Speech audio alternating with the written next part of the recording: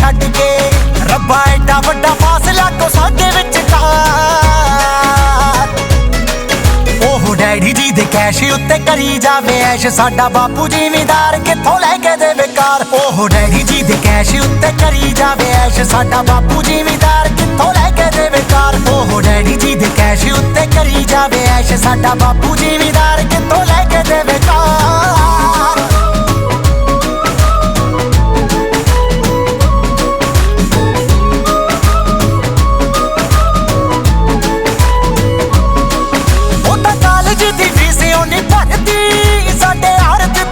ਪੈਸੇ ਪਏ ਨੇ ਅੱਬਾ ਵਾਲੇ ਮਹਿਲ ਉਸਾਰਦੀ, ਸਾਡੇ ਸਦਰਾਂ ਦੇ ਘਰ ਤਾਈਓ ਢਹੇ ਨੇ।